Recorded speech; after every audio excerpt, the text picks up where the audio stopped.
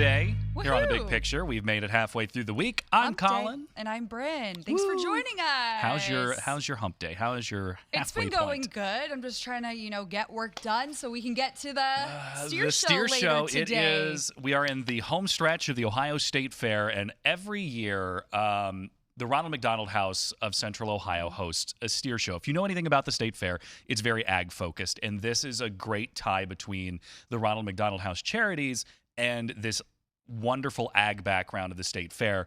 All of these children, many of them who have personal ties to the Ronald McDonald House, bring their show steers, which they've been showing at county fairs all year. They bring them to the State Fair. We partner up with them. It's a great way to raise money because every dollar that you donate goes to help these families who are staying at the Ronald McDonald House, oftentimes in some of the worst situations of their life. So it's a great event. If you're not doing anything this afternoon, come out, see us. Stop the by. event starts at 4. Yes. Okay, let's get to our headlines for today. Yeah. All right, we're talking about Columbus City Schools. Right. Again. The budget woes continue, and at the Board of Education meeting last night, things got a little tense because we started talking about the effects of budget cuts on benefits and how this is going to affect staff and students. Right. And then we are following up with this Representative Max Miller story. He is a representative out of the Cleveland area, but Republicans are now calling for him to withdraw his name from the re-election ticket come November over abuse allegations from his ex-wife, who his father-in-law was Senator Bernie Moreno. So it's all kind of interconnected. We'll get into it, and we'll go back to the beginning of everything and to how we got here in 2026. And then we have the CEO of Ohio's Columbus Landmarks coming on. We are talking about a bus tour that's happening this week where you can go around and see all of the endangered landmarks here in Columbus. Yeah, and then 3 times a year, COTA adjusts its schedule, taking a look at what's working, what isn't, where needs more buses, where doesn't. The next adjustment is coming up around Labor Day. So we're joined by COTA this coming up at 9:40, talking about a meeting where you can give your input. That's coming up tomorrow, but COTA joins us this morning at 9:40. Yes, they do. Okay, let's get to the CCS, discussion that happened last night. The ending budget woes. Yes.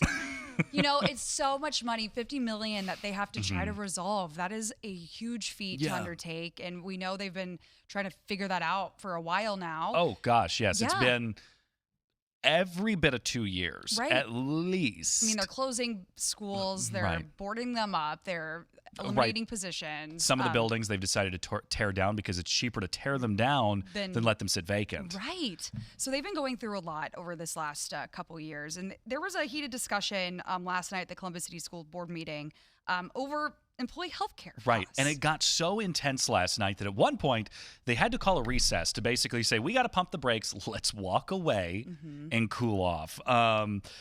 So this is, as we said, part of that multi-million-dollar budget shortfall that they're dealing with. Amy Steigerwald breaks it down for us. Tuesday night's meeting started with Columbus City School Board President Dr. Antoinette Miranda reading a statement on employee benefits, which acknowledged the higher projected cost for employee health care. To be clear, in 2025, this $22.5 million went directly to our employees and their families' health care. Dr. Miranda stated the overage was paid from the Insurance Reserve Fund and did not impact the classrooms or budget for this coming school year. Board member Brandon Simmons pushed back. Simmons has previously accused the board of mismanaging healthcare benefit funds. It's really important the public understands that these are real costs we're going to see, and there's folks in the district who seem to think because we're self-insured that means we don't pay the premiums, but self-insurance still requires us, the employer, and our employees to pay the premium. But Miranda says this is the fault of an external group and credited the district for catching the issue early. This is something that is typical in an organization.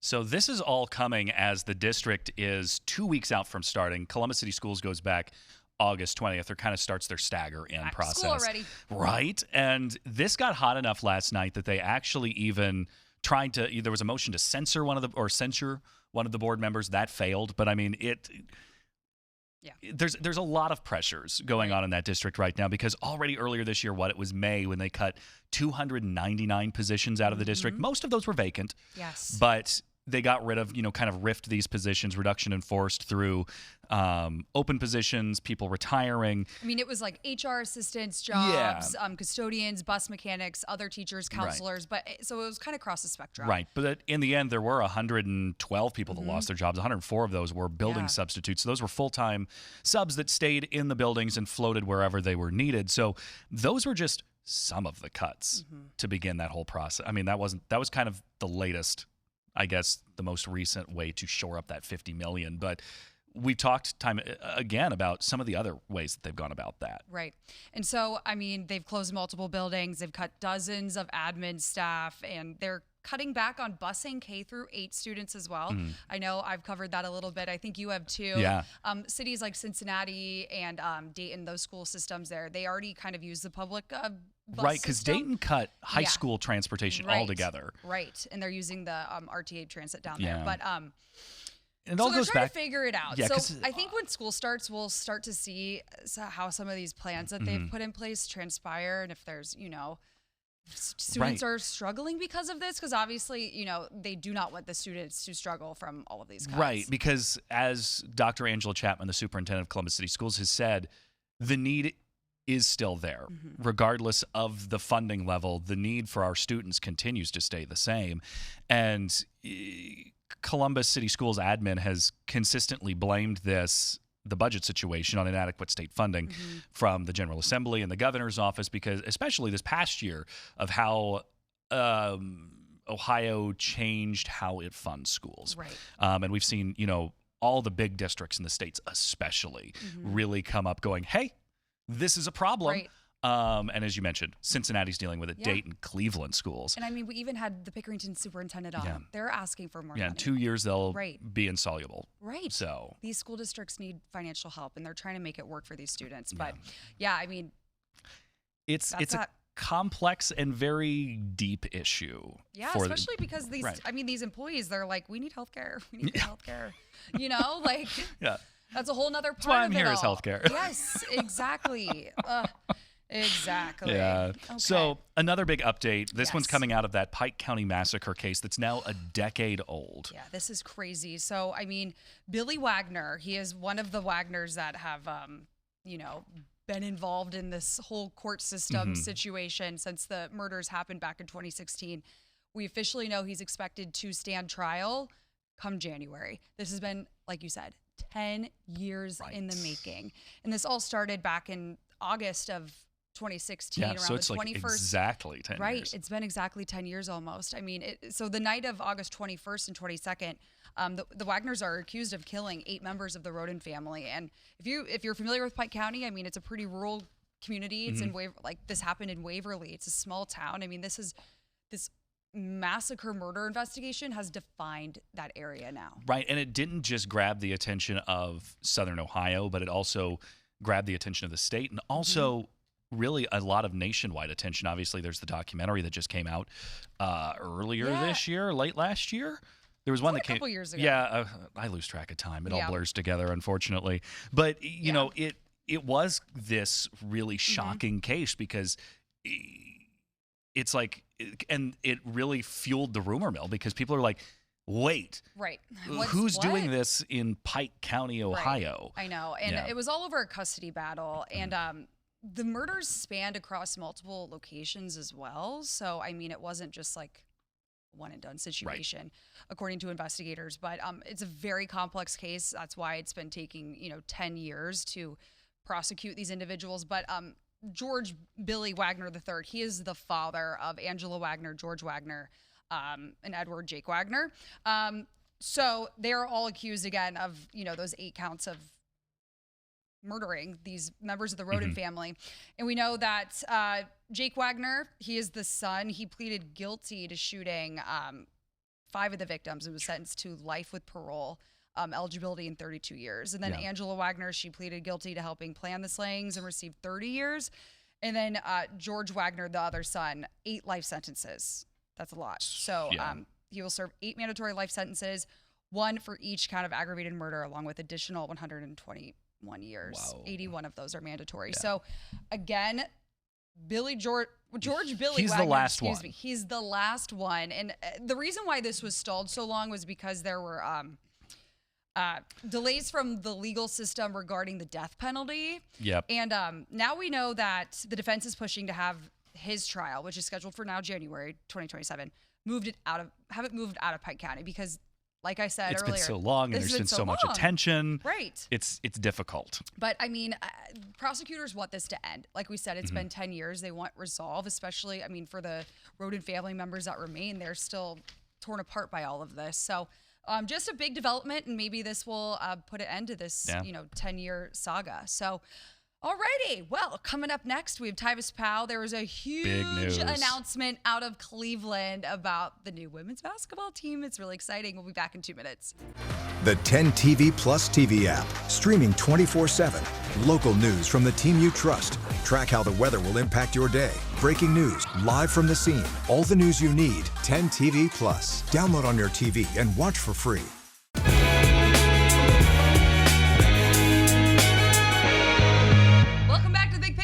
Look who's with us. 97 The Fans. 97.1 The Fans. Tyvis Powell. What's up? How y'all doing today? Hump Day. Made it.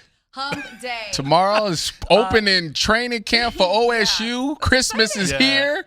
Oh, man. It's a great time. Christmas carols Yeah. For him, this is like Christmas. It is. You know, 'cause what the thing is, like, football obviously has started NFL-wise, but, like, Cincinnati's roughly 2 hours away. Cleveland's 2 hours away. This is right here in our backyard. It's right there and up close in person. So I'm excited to be able to be around it again, And part of me wants to put on some pads and go out there. Because I still got it. I know I'm 32 now, but I still got it. Like, I can still go out there and go toe-to-toe with the best of them.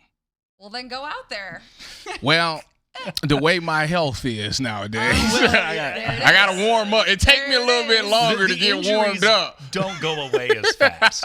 You know they say when you play, like you feel injuries and you get hurt, but like when you're done playing, it's like when you truly start to feel it the most. That's a fact. They sneak up on you. Yeah, because I guess since the body isn't moving as much, like you like actually can pay attention to it more. It's Ooh. I did something the other day. I went up and down my stairs and I went, oh my God. I got to get to the gym more. Yeah. This is what getting old is like. That age creep up on you. It really does. Okay, so what are you looking forward to the most with all of that? Well, I think there's a lot of questions. I mean, it's so funny because I'm on Twitter or X, whatever you call it, and I am looking at like these Buckeyes that got drafted last year make all these plays. I'm seeing Cardinal Tate catch a bomb from Cam Ward with the Titans. I'm watching Sonny Styles stuff a running back on the goal line. Caleb Downs filling gaps, stopping runs, and it made me think like, we got to replace those guys. Like, those guys were really good at football. So it's going to be interesting to see those guys out there. Obviously, we got a glimpse of them in the spring, but,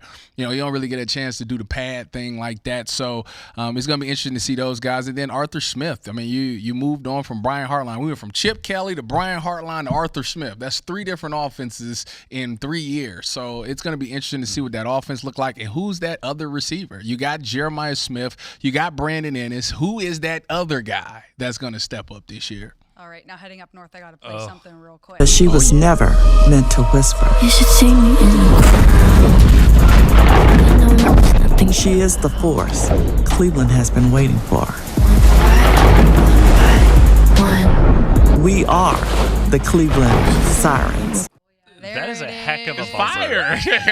It is fire. That is so exciting. The new name for the WNBA Sirens, team. the Cleveland Sirens. A lot of people, because back in the day, it was the Cleveland Rockers, so a lot of people thought that they would go back with that name. But I like the fact that they rebranded and they're starting something fresh.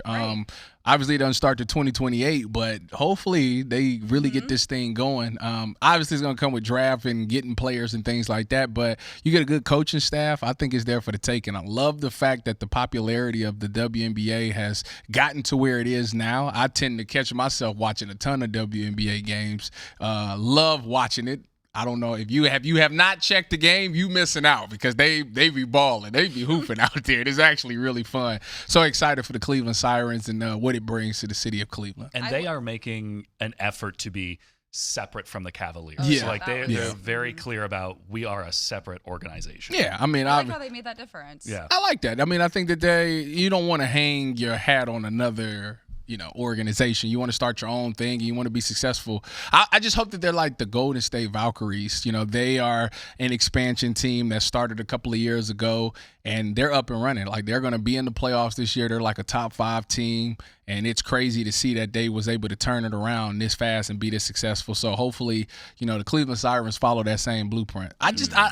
The blue thing.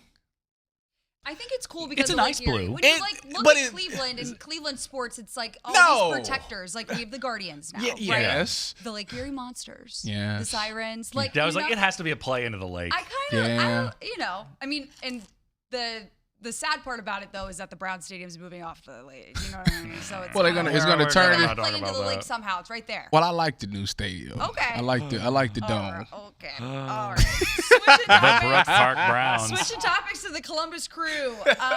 My paper says rip Max Armstead. Yeah.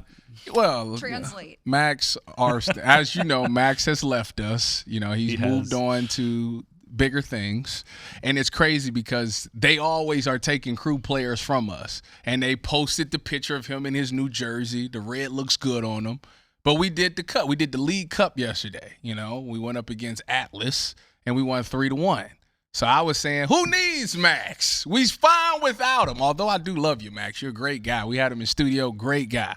But the crew seems like they're going to be fine without him. Obviously, this is a big League Cup. Hopefully, they can win the whole thing, be a nice confidence booster for the second half of this season. Feels like a betrayal. It is what it is. They paying him. They paid us, and they paying him. I can't be mad at it. I want to be mad at the guy, but I understand. Yeah, but we won a championship with him. Sometimes you just got to move on. Sometimes it's hard to say goodbye. I know. There's a song about that. I know. All right, Tyvus. Appreciate it. I'll see y'all. Well, I'll see y'all Monday.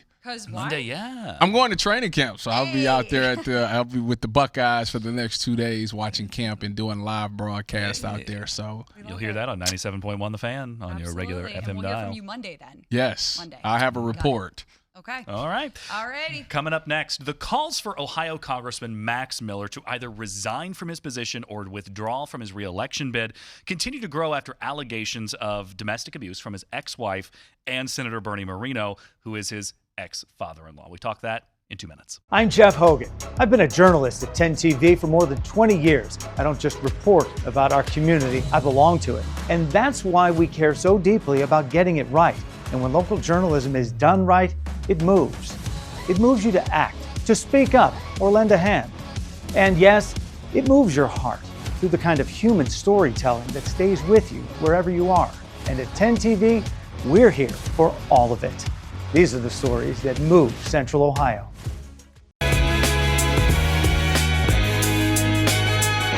9:21 coming up on 9:22 on your Wednesday. Thanks for hanging out with us on The Big Picture. I'm Collin. She's Bryn. So, the drama circulating around Congressman Max Miller continues to, I guess, grow would be a good way to put it. So, this all stems from some allegations that have been going around for some time regarding accusations of domestic abuse by his ex-wife, and now we're hearing from Senator Bernie Moreno, who is his now ex-father-in-law. Right. Yeah. So, I mean, these allegations from his ex-wife started in 2024. Yeah. So it goes back multiple years. But we do know Congressman Max Miller, who's from the Cleveland area. He is up for re-election in November. So now, because of these abuse allegations and all of this kind of coming to a boiling point, it's become very public now. We know President Trump's made a comment about it. Senator Moreno has. They're calling for Max Miller to pull his name from the ballot and resign, essentially. And Congressman Max Miller is completely denying all of these allegations. He's very steadfast on those claims.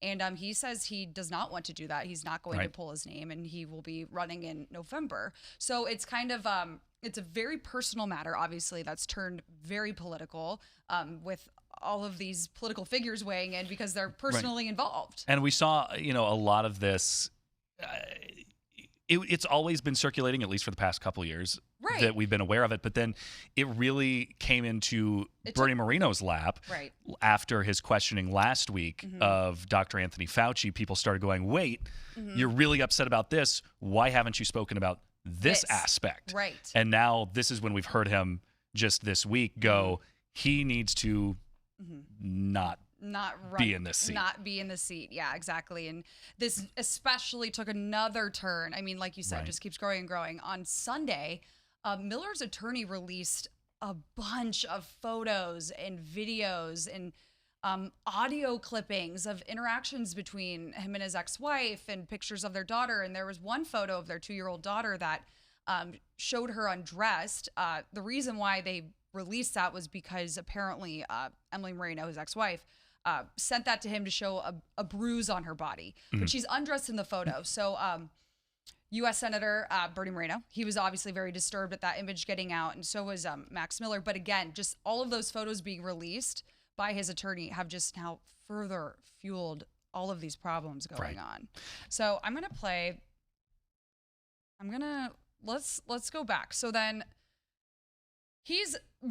okay. Max Miller, he has publicly gone on a live stream on Facebook denying all of these allegations. And this was before those photos came out on Sunday. Yes. Now, fast forward to Tuesday.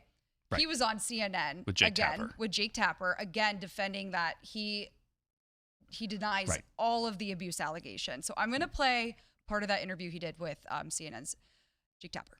These matters have already been looked into. Ms. Moreno has already gone to the police. The police are not investigating it. Ask yourself, why aren't they investigating these things? You see yourself, I am not getting any special treatment. I have never done these things. These things have already been investigated. I have no police reports looked into me, and we actually have evidence, unlike the other side. Right. So let's go to the beginning, because I feel like everyone kind of needs a refresher on this about how we got to this point. Right, because it's about 4 years in the making. 4 years in the making. So June 2022 is when Max Miller and Emily Moreno, they got married, and they got married in New Jersey at President Trump's golf club there at Bedminster. And then Miller was elected to represent Ohio's 7th District just shortly after that. So fast forward then 2 years, to 2024. The first reports of this domestic abuse that she claims has transpired was Emily Moreno alleged that Miller threw hot water on her during a custody exchange because that caused then her daughter's collarbone to fracture. So that's kind of when everything started becoming pretty public about the custody battle that they were going through with their daughter. That's when we get to that video that Miller released in late 24 saying that all of these allegations were untrue and suggesting that this was all made up to influence the ongoing custody battle, because at this time, the two were in the middle of splitting. Right. And then in 2025, December, they finalized their divorce. So that fast forwards us here to mid-2026. And reporters have been following this, obviously, for the last 4 years. And come June, Senator Bernie Moreno finally publicly called out for Miller's resignation, saying that he, quote, should not serve in the House of Representatives, and that Miller fails the basic minimum basic standard for public office. I'm going to play a little bit of this, what he said to reporters recently. This is truly the 7th level of hell. This has been a horrific experience for my entire family. My daughter specifically did not want this to be out in the public. That's why she asked me to stay lower the temperature. You got to remember, when you don't have kids and you get divorced, you can just say farewell. You never have to see each other again. But when you have a child, you have to co-parent with that individual for the rest of your life. That means scheduling pickups, scheduling drop-offs. This is not something that you can just say, I'll never have to deal with this guy again. My daughter lives in constant fear of this man. Not like something that's existential, but deeply in her heart, she fears what this guy is capable of. You can't fathom what that makes me feel like, when the dad's #1 job is to protect your kids. And to have this whole thing out in the public like this is not what I wanted to do. It's not what my daughter wanted to do. But on Sunday, when he went out and did what he did, including releasing photos of my granddaughter completely naked, that now you have hundreds of thousands of psychotic human beings that have that, and to say oops is grotesque. My personal opinion is that this is a felony, and that every single human being that touched that photo and transmitted it electronically should go to jail, because it is illegal to do that. This has been brutal beyond comprehension, and if there's any minimum standard for being an elected official, as I said, he fails to meet that minimum basic standard. And so these were comments made by Senator Marino just this week regarding these allegations, and obviously that latest round of social media posts that included the photograph of his daughter. Right. So President Trump has made a comment on it. He didn't really get too much into the weeds of it. He just said, it's a private matter that he hopes they work out. But the House Ethics Committee, they have announced that they are launching now an investigation into these allegations and over alleged drug use as well.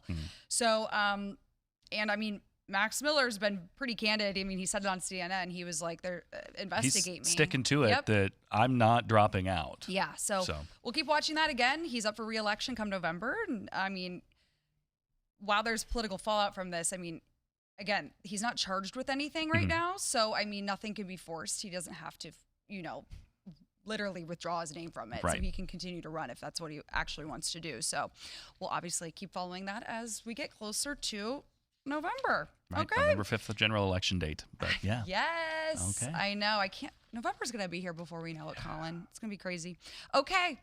Well, coming up, we have the CEO of Columbus Landmarks. And if you want to see any of Columbus's endangered landmarks, there's a bus tour actually happening this week. Fun. With the details about that. So we'll be back in 2 minutes. I'm Tracy Townsend, anchor at 10 TV News This Morning. My goal is simple: help you feel informed and connected. Because when news moves fast, you need a team that moves with you. Make the move to 10 TV News This Morning, weekdays from 5 to 9, anywhere you watch. 9:32 on your Wednesday. Right now, we are joined by Chris Yoon, the CEO of Columbus Landmarks. Thanks so much for coming in. Thanks for having me back. Happy to have you back. Yes, it's great to be back. Well, we first had you on back in May, and that was because the endangered sites list just came out. And now you're back because there's a special tour happening this week. Can you tell us a little bit about it? Yeah, on Friday, August 7th, we're going to have a bus tour so people can see these sites up close and personal. We have been doing this for about 5 years. We've actually had the endangered properties list since 2014, but we decided that people really wanted to get a better look at some of these locations, so we started this bus tour, and so this Friday is this year's event. And, over the years, Columbus has lost so many very, ornate pieces of architecture. Yeah. The Columbus State Hospital was torn down. So many of the mansions are gone. Why is it so important to do these tours and highlight what's still there and what's in danger? Yeah. So, we're here to bring awareness to all of these sites. Once a property is gone, it's gone. And then the history is lost. And there's some neighborhoods where, all of a sudden a piece of property that has been there for decades, sometimes even a century or more, once that piece of property is gone, the history is gone. The memories of it is gone for the most part. So we're here to try to protect that at all costs. Well, I shouldn't say all costs, but as best as we can advocate for it. So, we're here to make sure that people are just aware of these, because there's also ways to repurpose some of these buildings. There's a lot of the schools and we have 2 schools on our list this year. There's schools, we have a history of those being repurposed into some affordable housing or market rate housing, or we have one property that was the open air school in Clintonville that is now this great restaurant. It's got a cafe in there, an event space. So there are other ways for these buildings to get a new life. Right. I mean, the Kroger Bakery is currently going through a transition like that. Yes, exactly. Yeah. So on this tour, the people that choose to take it, they will have an opportunity to talk to some of these builders and the property owners.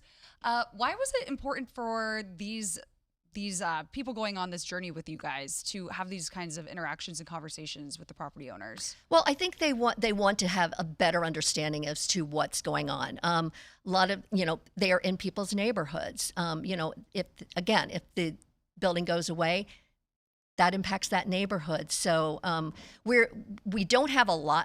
I will clarify. We don't have too many of the owners who are going to be on this tour. We do reach out to them. This year, you have the Columbus City Schools, and we also have the City of Columbus. So they had declined to be a part of that, but for various reasons. But we do have a couple of them where, if not the owner, some people in that neighborhood who are advocating for the properties are going to be on site to talk about the history, what they have done, how they're advocating within their own neighborhoods to save these properties. So. And you talk about some of the Columbus City Schools that are now vacant. Yeah. The one that stands out to me that I find is a beautiful building is the one that's there. You can see it off 70, but it's there off Mooberry. That's one of them that they've closed. Right. Through these efforts, have any of these endangered properties over the years managed to be saved? Yes. So if you go on our website, we actually have documented since 2014 all of the locations that have been on the endangered properties list. And there's well over 100.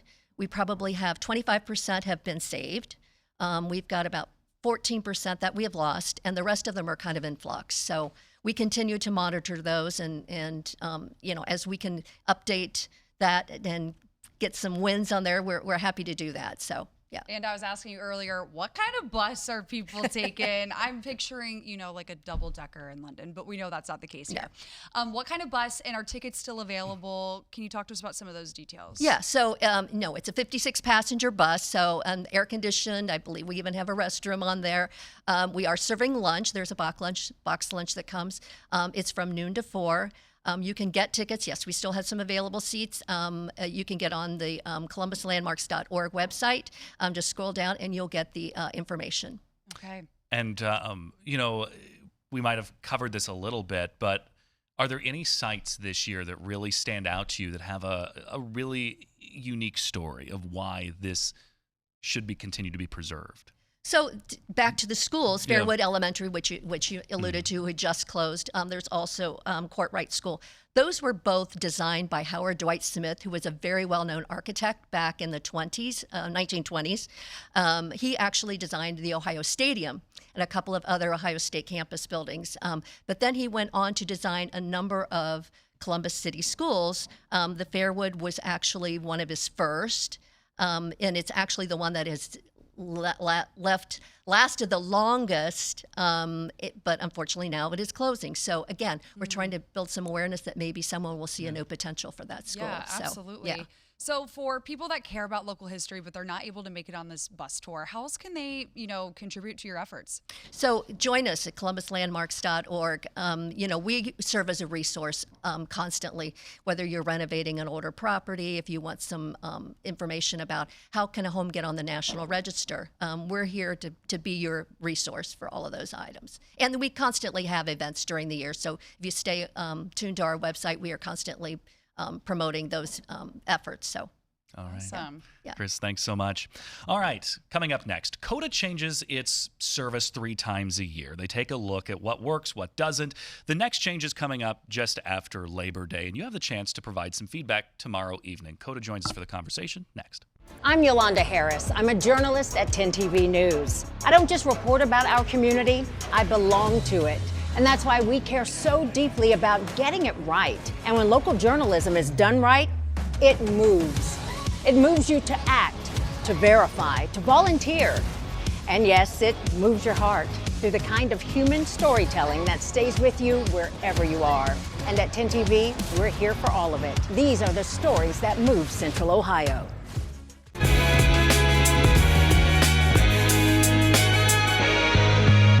Welcome back to the Big Picture 940, and Jeff Pullen from COTA joins us, the Central Ohio Transit Authority. So Hi, coming Jeff. up tomorrow is one of the service change meetings where people can kind of take a look at what or propose some feedback to the organization. What is COTA currently looking at? Now, we will take your feedback, but these are changes that will be happening in September. But we should make note that we always take feedback because we have service changes 3 times a year, as you mentioned before the break. We have some big changes coming up that will hopefully help our customers. We are adding a new line on September 7th. It's line 30. It will go from Hilliard to Upper Arlington to OSU and then downtown. We're also making a big change to one of our highest ridership lines. It's line 1. It's called the Kenny Livingston line. We are expanding it from on the north side of downtown all the way up to Dublin. And on the south side of downtown, it will go out like it normally does to Reynoldsburg. So it'll actually be split into line 1 Kenny that will go to Dublin's OSU Outpatient Center, and then line 1 East or Livingston will go all the way out to Reynoldsburg. How does COTA balance improving these lines while also not leaving other riders left behind? Well, this actually will help the process, especially on that new line 30, because in the past it's been an hour frequency. This is a half-hour frequency. That will help. That means the bus will come more often to their stop. So that will give them more opportunities to get across town.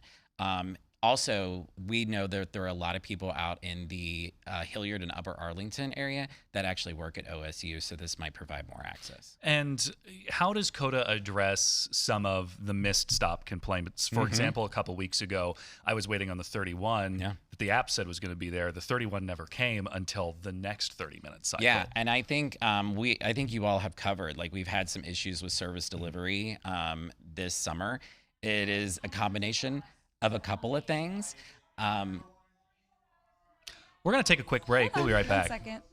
Not every weather impact day is dangerous, but plenty are inconvenient. That's where our weather impact team comes in with the details that matter the most. Live, local, whenever you need it. No waiting, no guesswork. Stay in the know and be prepared with 10 TV.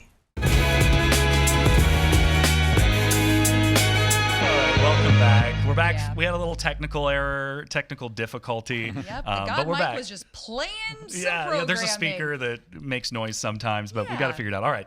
Jeff decided to stick around. Yes. Thank you, Jeff. And thank you for doing that. So we were talking about some of the previous service delivery issues that COTA's had, and we were kind of in the process of getting to what are some of the remedies. Yeah. First of all, if anybody had any question that this isn't live, it is definitely live. Live TV, folks. No, I mean, the issues are still ongoing, and we want to be very upfront about that. There are people who are still having missed trips. We are seeing gradual improvement, and we do have 38 buses coming in over the next several weeks to help offset that. That's why we still believe we can do the service changes that we are promoting on September 7th.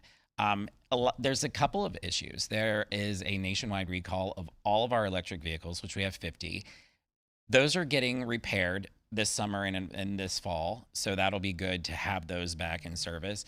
But also, that takes a toll on our compressed natural gas buses. It puts more stress on them, which means they have to be repaired. They have to be maintained more often. That means they're in the garages more often and not on the street.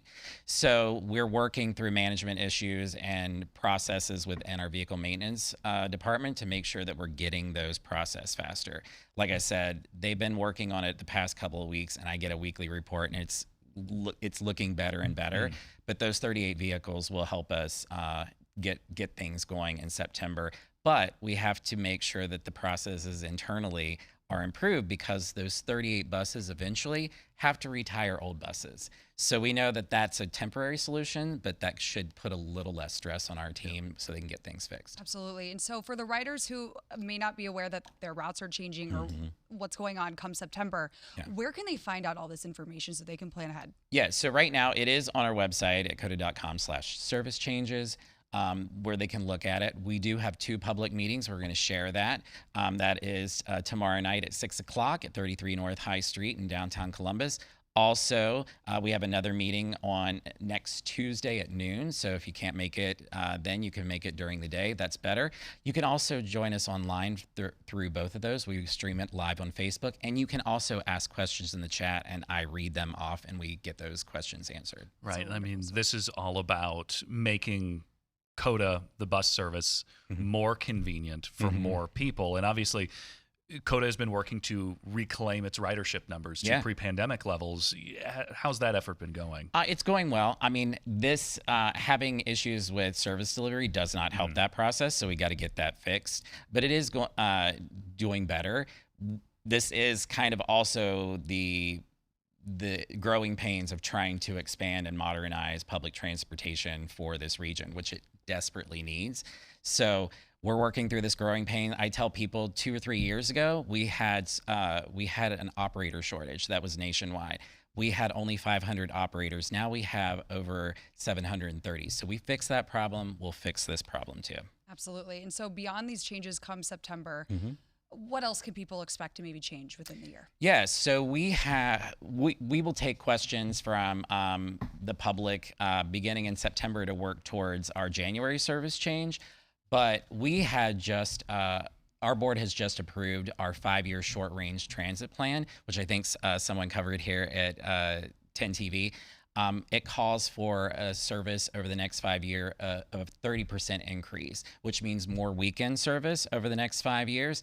And by 2028, an express line to the airport, and eventually by the end of 2031, 24-hour service, if not sooner. I'm very excited for the line to the airport. Yeah, that's going to be so helpful. And I'm just curious. I mean, so many people are returning back to offices and their like actual physical work locations since the pandemic. Has that been, impacting the way you figure out and you reroute some of these routes? Absolutely. We have to look at data of like how many people are moving, like coming back to the downtown areas, but it's not just downtown. I mean, they're coming back to work at a lot of job centers. A lot of those offices are having people come back full time. So we're listening to business people, local stakeholders, also looking at our ridership data.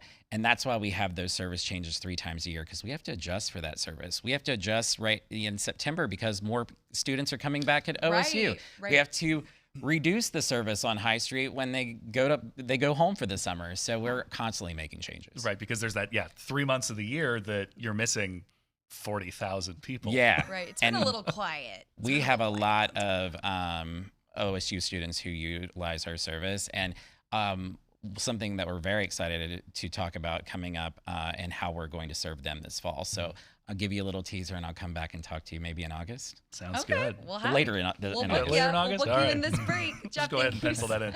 Yeah, Jeff, thank you so much for coming on. We appreciate it. All right, we're going to take a quick break. I'm Bryn Albizu, traffic anchor for 10 TV News this morning. My mission is simple, to help you get to where you're going quickly and safely. Because when your morning's on the move, so are we. Make the move to 10 TV News this morning, anywhere you watch.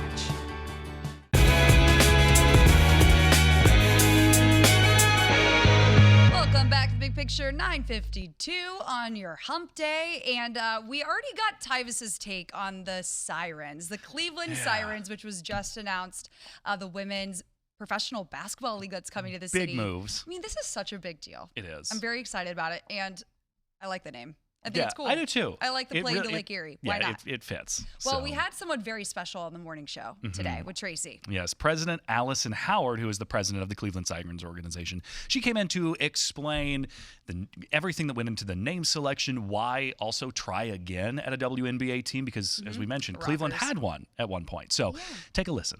So the Sirens are going to play at Rocket Arena. We all know that's where the Cavaliers play. We're not talking about them today. We are excited to have Allison Howard here, who's the president of business operations for the Cleveland Sirens. Welcome. Congratulations. Thank you. This is very exciting. Very exciting. All right, so let's start with the name, because she and I talked a little bit. In the socials, people kind of felt some type of way that it wasn't going to be the Lady Cavaliers. I love the Sirens. Yeah, we are so thrilled with the way that everything has gone. This really was a 13-month process, and it was a ton of market research, a lot of focus groups. 10,000 people were engaged, and a lot of community involvement, including conversations that happened down here in Columbus, because of our season ticket deposit holders, which yesterday eclipsed over 10,000. Wow. Over 10,000 people have said, I want to be a season ticket member already. Columbus is our second biggest market outside of Cleveland. Isn't that amazing? Yeah. That's great. That's so good for us. So let's talk about a little bit about you. I told you I stalked you, and I know that you were right in the forefront of women's sports, Kansas City Current. Yep. And so can you talk about this? It's a transformative time for women's sports. I'm like, hello, it's about time. It's 2026. But can you talk about how that helped shape the brand? Absolutely. I think that there has been a lot of momentum and a lot of progress that's been made, even just in 2 short years with the WNBA. We saw the new CBA that was signed, which was completely a new opportunity for these women to be heard. And it also, what that does is it makes the fans, it's so much easier to be a fan, right? You can watch the game so much more easier. And now with us, we're right here in the top part of the state. You can drive to Rocket Arena. It's in your backyard. You can come and support. And there just was a ton, I mean, literally just hundreds of thousands of people that wanted to be a part of this and are active through all of our social channels and such. So a lot of people are going to remember the Cleveland Rockets. Yes. So Rockers, rather. Why Cleveland again after all these years? Well, I think that there was a couple of things. Stan Gilbert is our owner and the best owner in all of sports. And the way that we do things and the success that we have had with the Cavaliers, with our AHL team, the Monsters, which is with the Columbus Blue Jackets, as well as the Cleveland Charge, our G League team, we just do things differently, and we put care and thought into the players, into the community, and into the fans. And so the W knew that we would be successful based on that history that we've already shown. That's really good, though. And of course, you talked about Columbus being the largest market outside of Cleveland for season ticket deposits. Let's talk about that. 10,000? Yeah, we already have 10,000. So you can visit clevelandsirens.com. That's our website. And it's $28. And then what that gets you is it might get you some special opportunity for merch drops ahead of time. That's this shirt that I'm wearing now. Hear the Call is a bit of our rallying cry. This is for you guys. And as well as all sorts of benefits and perks. This Saturday, we have a fan fest. It's free, it's open to the public. There's gonna be face painting, there's a sport court, there's a cool-off station, there's an open market, there's shops that are set up, food trucks, we've got a DJ, tons of stuff. This is really just meant for everybody and everybody to have fun, learn more about us, and come out and enjoy the day with us. So we have to wait till 2028. Yeah. Oh my But goodness. not really. We've got a lot of stuff going on. And also, we do a lot of work down here in the Columbus area with youth clinics. Oh, I love that. This Yes. also is a big pull for us. We impact over 90,000 youth on an annual basis with our under the Rock Entertainment Group. And so we are down here quite a bit. So there really is a lot of our Columbus friends that are down here that come up to Rocket Arena for our various events. Before we let you go, I mean, women's sports having this long overdue moment. You can tell I'm on that one.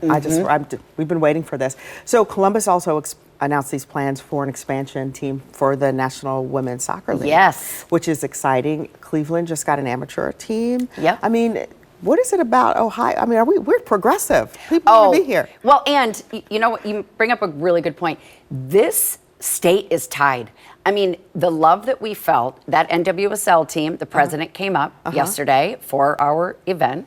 Ohio State did, and the Columbus Fury, the women's volleyball team. I mean, like, we really truly believe rising tides raise all ships.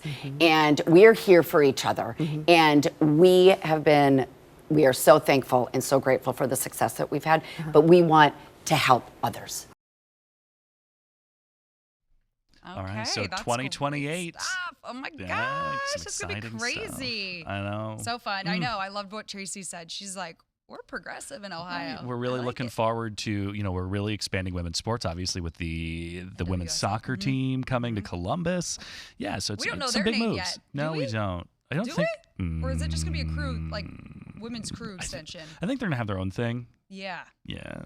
Gotta I'm have getting him that back on ironed again out, to I'm talk pretty about sure. it. So, yeah. So, all right. We got 30 seconds left. If you're not doing anything this afternoon, head on out to the State Fair, 4 to 6. We'll be there. Come for say the hi. Ronald McDonald House Celebrity Steer Show. That is going on at the Voinovich Livestock and Trade Center. So All right, have it's a great good time. Wednesday, guys. We'll see you tomorrow. See ya.